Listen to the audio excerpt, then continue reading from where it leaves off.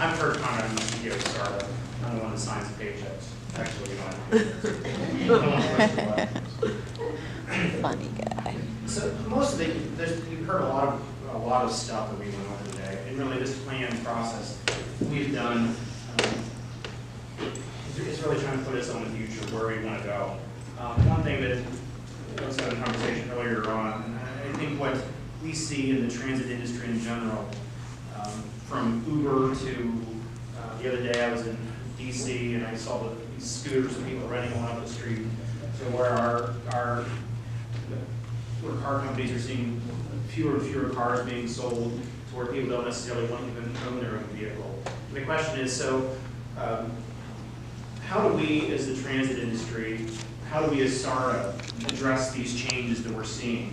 A lot of people are using the terms disruptive change, like we're seeing as many changes in transportation on a global perspective as we are on a local perspective. The state of Ohio launched something called Drive Ohio. And there was a gentleman that's actually ODOT, is not leading it, and they were talking about autonomous vehicles. And they were saying that in Shanghai, there's this actual district where a car will pull up in front of you, literally today, and there's no driver. And you can ride in that vehicle, literally now. And it works. We've been hearing about that. We've been seeing that that change occurring. Go ahead. May wonder where SARTA gets her money. It's not from my pockets or from a bake sale. We have a 4% sales tax that was just renewed not too long ago. We also get some money from the federal government if they ever open. We also get some money from fairs to get on the bus. And there's miscellaneous advertising we get. So that's our overall operations, about $22 million, about $23 million a year. A lot of these are new terms that, like I said, a lot of this here is from the disruptive change. The things that we're seeing are world change, so to speak. Microtransit, that isn't really small buses that you have to use with a microscope. But really with this one here, mobility management and on-demand services, when we speak of that, what we're talking about really is using ride-hailing technology. It's the Uber app, so to speak. And one of the things that you've heard about strengthening START product about the last year, that is the first time, you've probably heard last year, the city of Canton did their first one in 50 years, and the county's done their first one ever. And that map that you saw those blue splotches on, that was actually a product of a group called our Fund for Our Economic Future out of Cleveland. They look at all of Northeast Ohio and looked at these things called job hubs. And how do we, one, plan for employment in the future, and how do we staff that, and how do we support that? And how do we make sure that we're providing access to those job employment opportunities? And so we took our bus route map and overlaid it on top of that. We did find a couple shortcomings in our service. One was in Southern Mass, one Northern Alliance. There's some swaths, some patches in Southern Canton. I can go back to that map, it looked like an eye chart, and I can't remember what page number it was. But we can meet some of this with 40-foot buses going past your house every half hour. But it doesn't make any sense for me to run a 40-foot bus to Brewster every 20 minutes. It just doesn't. But there are employment needs down there. There are senior needs down there. There are people that have mobility issues. And so how do we solve that?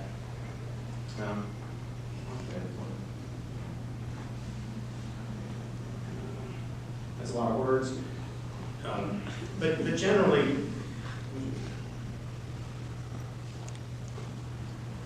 some of the money, so you went through all this stuff, and where can we get the money? We can maximize route structure, which would probably get us about $1 million a year. Wow, that's a really small word. Basically what that means is the American with Disabilities Act was passed in 1991. That's what you know, all abilities have to be accessible. And what it means is that basically was a SARTA Pro line. That service comes to your house, picks you up, and takes you anywhere you need to go. If you have a disability that's recognized by the ADA, basically, you know, something that keeps you from traveling to a bus stop. One thing here is, you can see what the cost of it for SARTA is. We spend a lot more money on demand response transportation per capita than almost any other system the state does. This is our route structure, and if you see that blue blob, that's not an alien that's trying to take over Stark County. But what that is, it's our federal government requires us to perform what is called ADA service within 3/4 of a mile of a fixed route when that route is offered. So,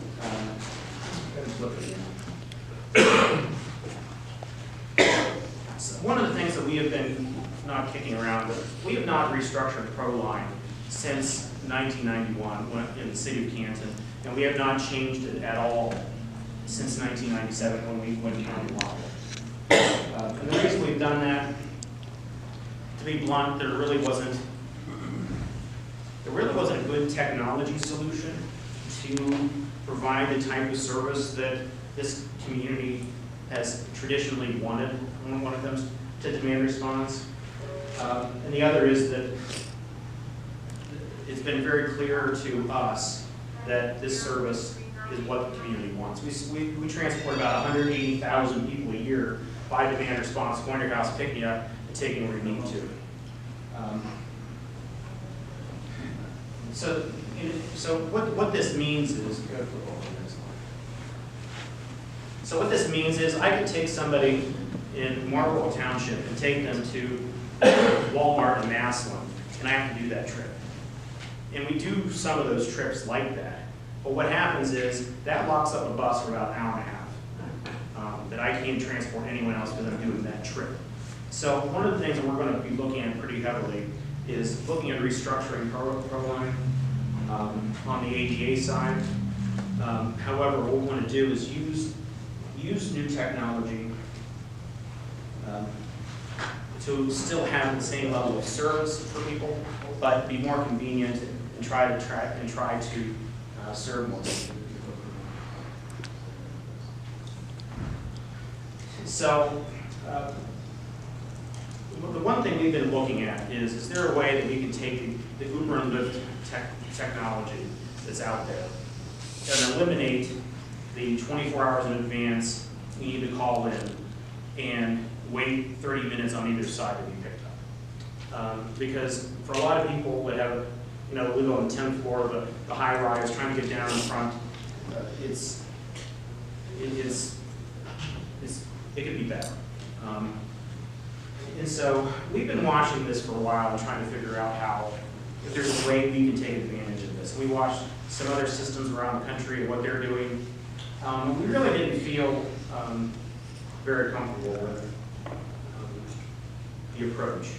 The funny thing, from the business development side, we try to call them and couldn't get hold of anybody. But if you do it on your phone, they'll come pick you up and they'll try to talk to you. Lord knows. They don't like the call anymore. Some systems have done it, but we really didn't feel comfortable in the approach. However, there's been a new company that just came out that we signed a contract with. We're going to do a pilot. It's called Transload.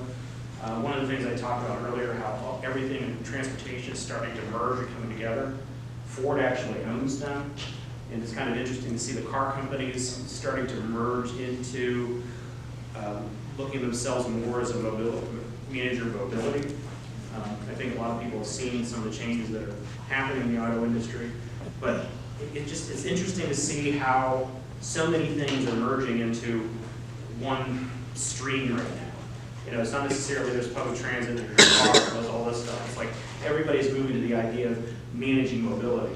And so with this app that we're going to launch here, it was almost like an internal Uber for transit systems. So we will have our vehicles being equipped with this technology. It's called Transload.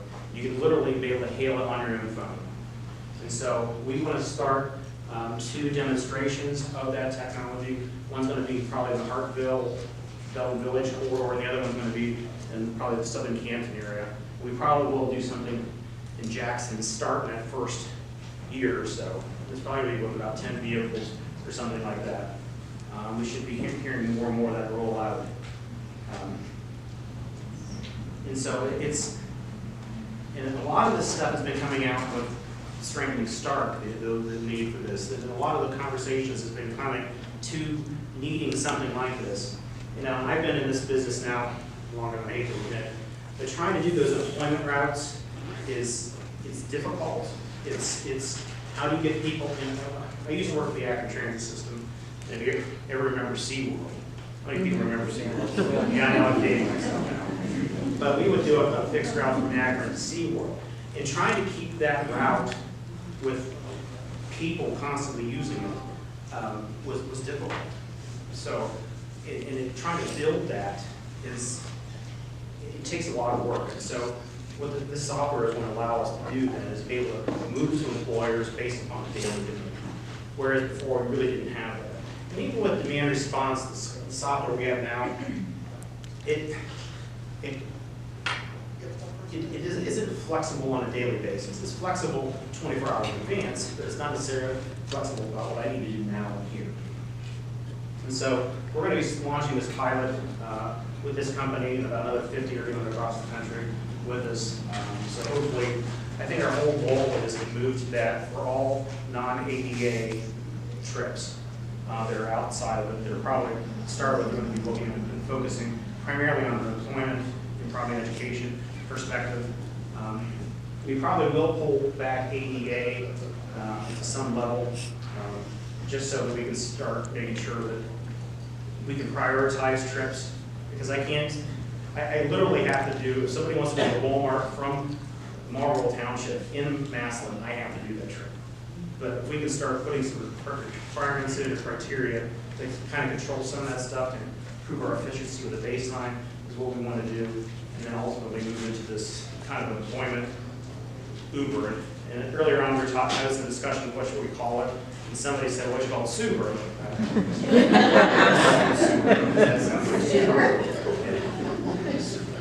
Maybe we call it Sparta or Start. Somebody always thinks that. Go ahead, next slide.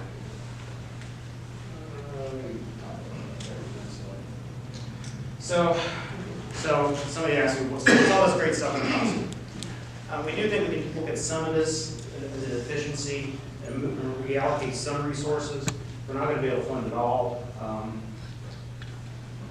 The one thing you talked about earlier, service, to get to work earlier and later at night. We've looked at that for a fixed route application, and it's just a hard one to do.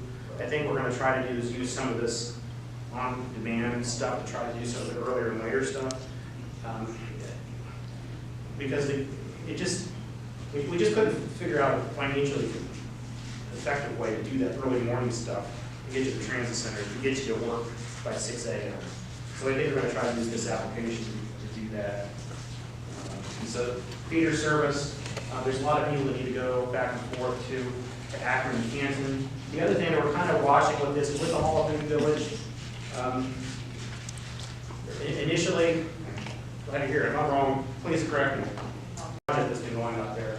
Earlier on, the numbers were there's going to be 10,000 visitors a year there, and they're going to be designing about 3,000 parking spaces there, and that doesn't include probably the several hundred or up to 1,000 employees that's going to be needed on there. I'm not good at math, but you ain't going to be fitting that many cars on that site.